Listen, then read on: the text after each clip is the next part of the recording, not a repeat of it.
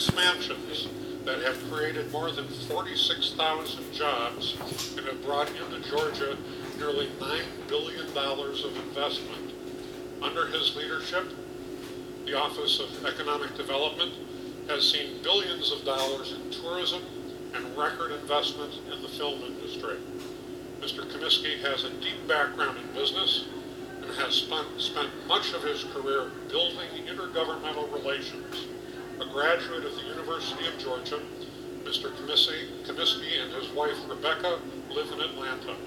Please join me in welcoming this morning's commencement speaker, Georgia's Commissioner of Economic Development, Mr. Chris Comiskey. Thank you. Thank you. Last time I was at a commencement speech, it was 18 years ago, University of Georgia. And I was sitting where you were. I was hungover. It was outside, 95-degree weather. So the first thing I want to do is thank President Pat for having the foresight to put it indoors in the summertime with air conditioning. The second thing,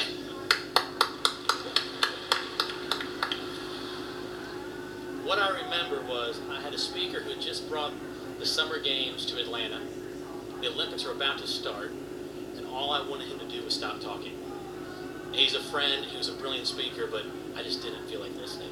I wanted to get my degree and move on. So I'm going to try to keep this brief. I will say this, when you went through that list of things to stand for, I would not have stood for one thing.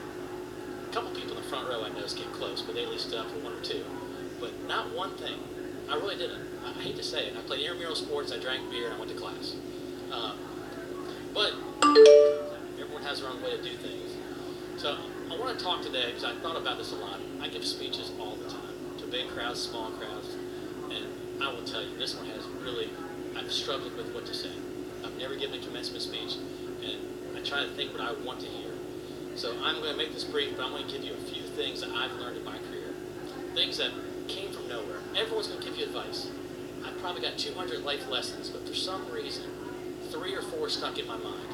2 or 3 of which I almost used daily. And some of it was common sense, which at 23 years of age I did not always have a lot of, but it helped me learn and grow. When I got out of school at 22, I had no idea what I was going to do. I sat where you sat. I had no job. I had no interest in looking for a job at the time. I wanted to take the summer to watch the Olympics and figure it out in September. I was lucky enough to come into an energy trading company. I was a finance major. It was a 15-person company that turned into 5,000 people. So the beauty of it was, you could be incompetent, but they were happy to promote you because they needed people to work for them. So I went from an analyst to a junior trader to a trader very quickly. But in that short period of time I was a junior trader, I was around people. And what you think of an energy trading floor is what you think of on television. It's yelling, it's screaming, it's fast-paced, it's kinetic energy. It's absolutely a great environment for a 22 or 23-year-old guy. It was interesting. It was amazing to watch. But sometimes you got lost because of all the yelling and because of all the things moving about trying to figure out what they were doing.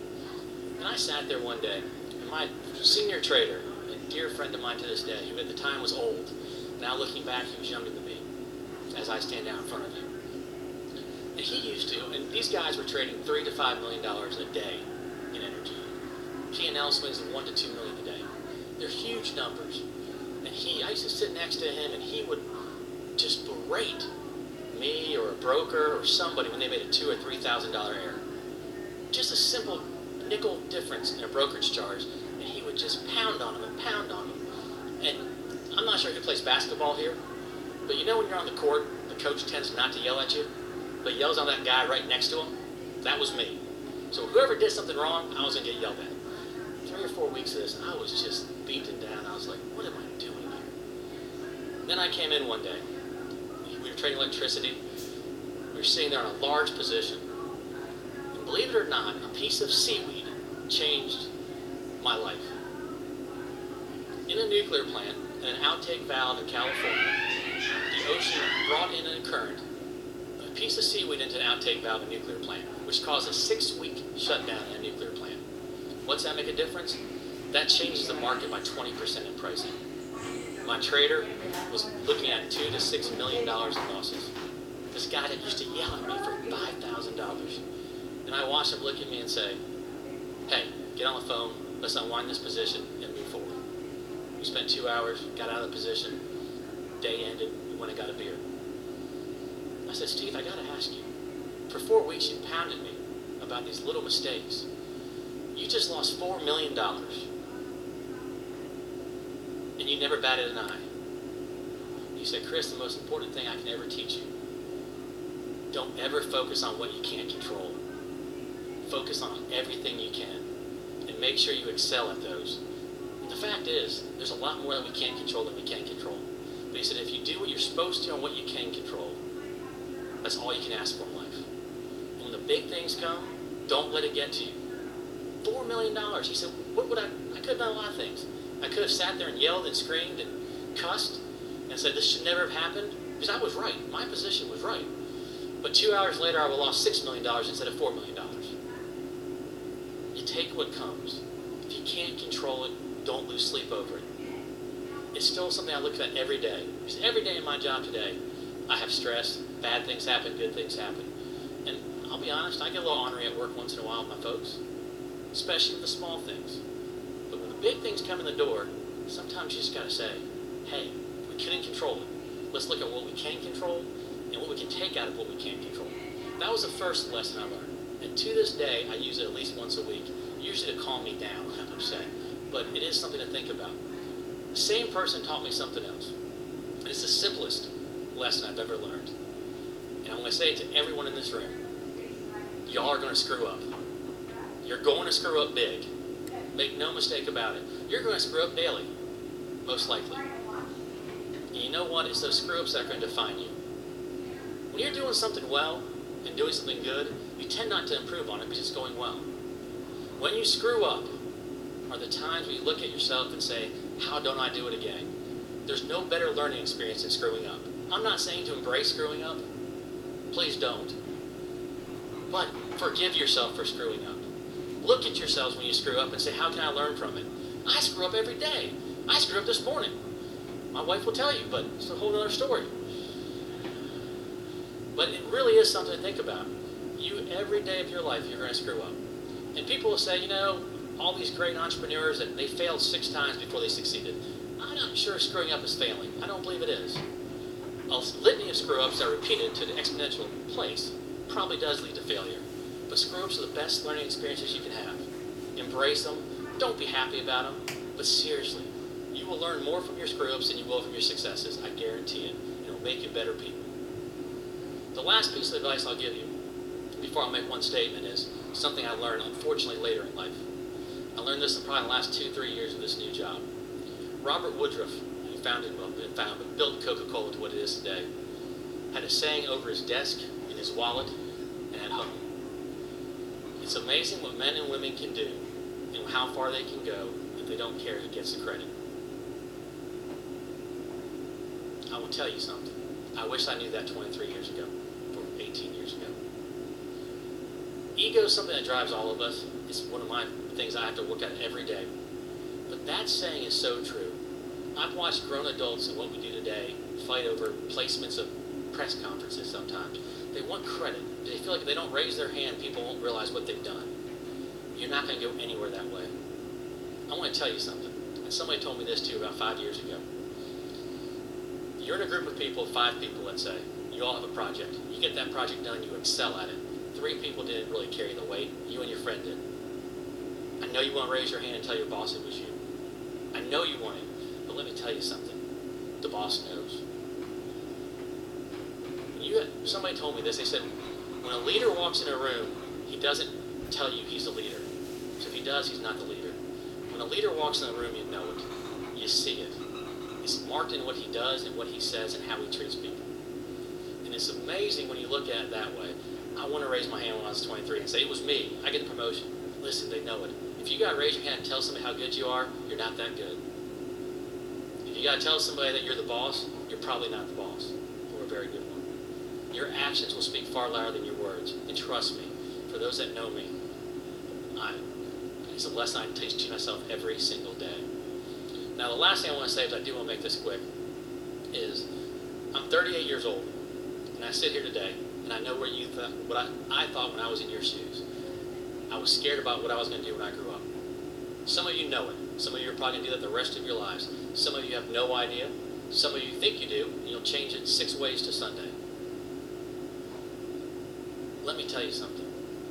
I've been pretty successful in life through trading, through politics, and through what I do now, mainly because of the people that got me there, and very little to do with myself. But I'm 38 years old, and I'll tell you today, I'm 38, and I do not know what I want to do when I grow up. I don't. Don't be scared of it. Embrace it. Embrace the fact. When I was 25, I got scared. I had a trading job making a lot of money. I still got scared about what I want to do when I grew up.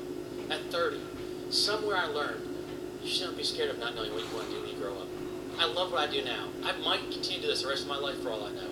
But the fact I'm not sure it's what I want to do when I grow up leaves a lot of options open. Leaves a lot of opportunities open. And to me, that's the most important thing. And again, doesn't mean I'm going to change my job again. But if you don't know what you do, what you want to do when you grow up, it's not a bad thing. Embrace it. It's the best time of your lives to do it. All I will tell you, if you want your measurement of success will be easy. If you're passionate about what you do, you like what you do, and you learn every day something new in what you do, you're going to be a success. The day you don't feel like you're learning something at work, I guarantee you don't know it all. But it's probably you're losing the passion for it. But if you have the passion, if you love it, and you're learning every day, the sky's the limit in whatever you decide to do in life.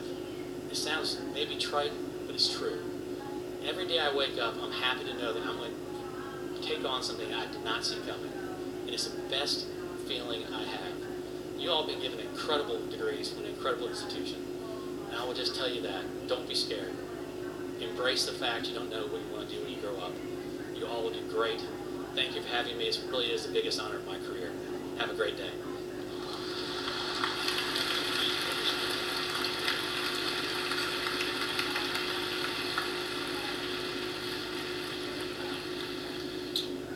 Thank you, Chris, and I think we can all agree that Georgia's economic development is in extremely good hands. And I am a few years older than Chris, but I don't know what I want to do when I grow up either.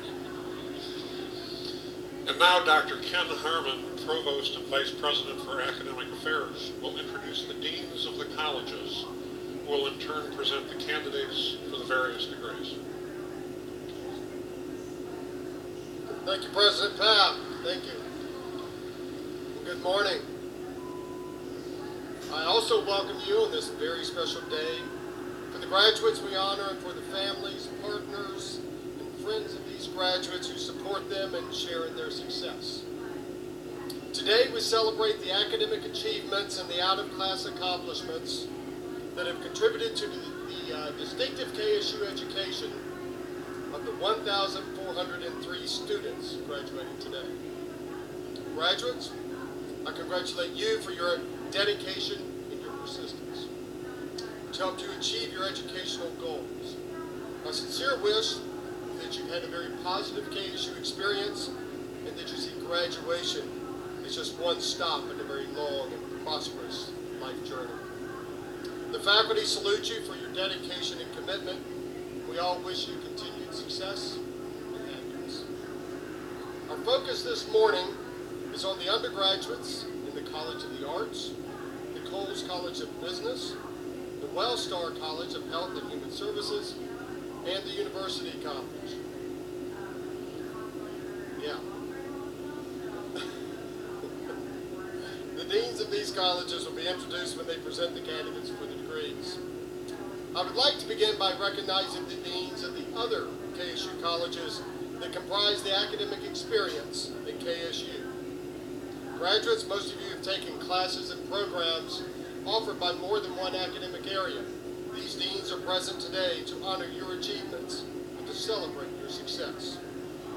I would like the deans to stand and be recognized.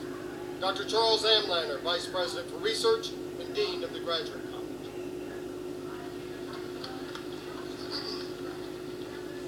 Dr. Orlinda Eaton, Dean of the Bagwell College of Education. Dr. Mark Anderson, Dean of the College of Science and Mathematics. And Dr. Thierry Leger, Associate Dean of the College of Humanities and Social Sciences. I'd also like to express my sincere thanks to all the KSU faculty members in attendance at the commencement. I appreciate your dedication and your many contributions to the success of the students graduating this morning. President Papp, I now present to you the candidates for the various degrees.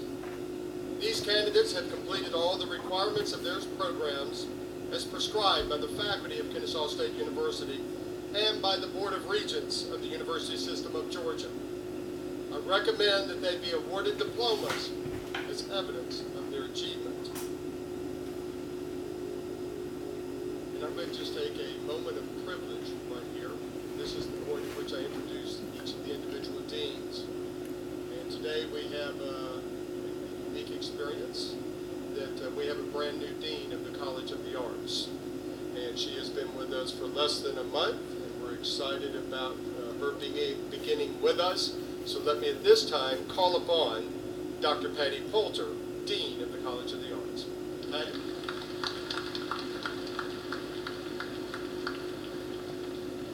Thank you, Dr. Harmon, and thank you for the kind welcome. Would the candidates for baccalaureate degrees in the College of the Arts please stand?